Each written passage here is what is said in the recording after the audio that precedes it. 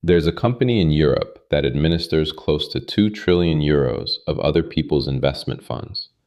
2 trillion. And almost nobody watching has ever said its name out loud.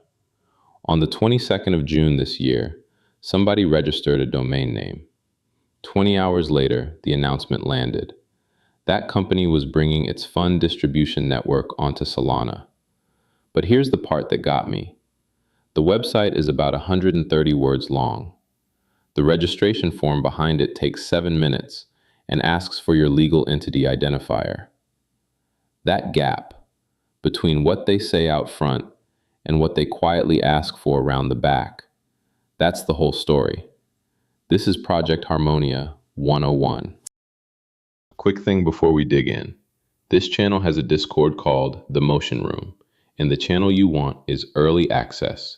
That's where new videos land before they go public. And the newsletter is one email every Friday. Both links are below. Come make it yours. We learn and build on this stuff together. The company is called Allfunds, and it started in the year 2000 inside Banco Santander, built, in their own words, from the spark of an idea and a small business unit. So what did that little unit become? Allfunds runs what the industry calls a fund supermarket. On one side, you have the asset managers who build the funds. On the other, the banks and wealth managers who sell them. Normally, every bank signs a separate contract with every asset manager. Thousands of relationships, all paperwork. Allfunds sits in the middle and says, sign with us once and you reach everyone. And there's one more job in there that matters enormously today. It's called the transfer agent. And the transfer agent keeps the official register of who owns which units of a fund. Not a copy, the official one. Hold on to that, because when people say tokenize a fund, what they mean is putting a version of that register onto a blockchain. So how big did the spark of an idea get? By the middle of this year, about 1.9 trillion euros under administration and more than 3,300 fund houses. And in January, Deutsche Boerse, the people who run the Frankfurt Exchange, agreed to buy the whole company for roughly 5.3 billion euros. Park that one. It comes back at the end. Now, Allfunds didn't wake up one morning and discover blockchain. They stood up a separate unit called Allfunds Blockchain back in September 2020, and a man named Rubén Nieto has run it ever since. In 2022, that team did Spain's first tokenized fund, inside the regulatory sandbox run by Spain's securities regulator and the Bank of Spain. 6 years of groundwork, not a press release. Which brings us to June. I pulled the domain records, and project-harmonia.com was created on the 22nd of June at 1746 UTC. The site itself has a published timestamp baked into its page source, 2106, the same evening. The announcement went out the next morning, 20 hours, domain to headline. The number they lead with is 1.8 trillion euros under administration at the end of March, across more than 3,300 asset managers and financial institutions. And I want to be careful here, because one outlet's web address has that figure with the decimal point stripped out, so it reads like 18 trillion. It is 1.8, not 18. But Rubén Nieto's line is the one worth keeping. Quote, tokenization moves out of the tech lab and enters the commercial mainstream. So the obvious question, why Solana? And the honest answer isn't speed. It's a piece of plumbing called token extensions. Solana's own page for it has the best headline in the whole space. Permission tokens on a permissionless network, which sounds like a contradiction until you see what it does. Normally, a token on a public chain is a free agent. Anybody can hold it, anybody can send it anywhere. That is completely fine for a meme coin and completely illegal for a regulated fund share. So token extensions let the issuer bolt rules onto the token itself at the moment it's created. 2 of them will give you the idea. There's one called a transfer hook, which is basically a bouncer. Every single time somebody tries to move that token, a piece of code runs first and checks whether they're on the approved list. And there's the permanent delegate, which is the uncomfortable one, a standing authority the issuer keeps. So if a court orders assets returned, there's actually a mechanism to do it. And that's the trick, right there. The chain stays open and public, and the compliance lives inside the asset. That's what makes a regulated fund possible, somewhere anyone can watch it move. Okay, now the part I did not expect. Somebody has to actually build the connection between Allfunds and Solana, and that job goes to a Madrid company called IO Builders. And the first thing I noticed on their team page is that of the 5 founders, 3 are lawyers or notaries. That's not an accident. That's a company that decided the hard part of tokenization was never the code. One of them, Julio Fara, used to run research and blockchain at Banco Santander. And these people aren't theoretical.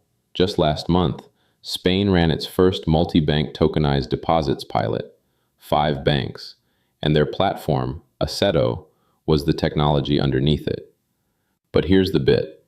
In June 2025, IO Builders merged with a London company called Adhara, the firm behind Finality, the first wholesale digital cash system in commercial use. And Adhara's co-founder, a man named Peter Munnings, became chief operating officer of the combined company. And 2 years before that, in June 2023, R3, working with Adhara, launched an open source project for connecting regulated financial networks together. And they called it Harmonia. Same word. That first Harmonia got folded into another project, and its code repository was archived this February. But the man who announced it is now the COO of the company wiring up the second one. Now, nobody has said the name is deliberate. Allfunds hasn't claimed it, IO Builders hasn't claimed it, and I'm not going to claim it for them. But the overlap is real, it's documented, and I haven't seen one person mention it. So we have the network, the chain, and the plumbing.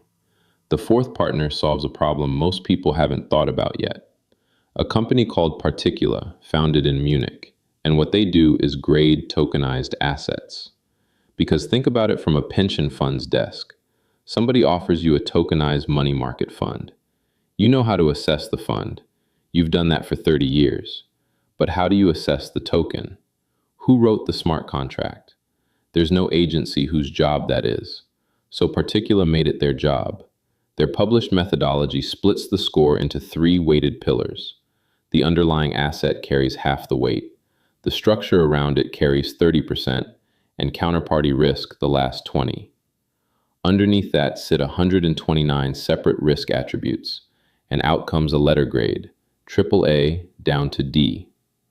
And I want to be precise here because it matters.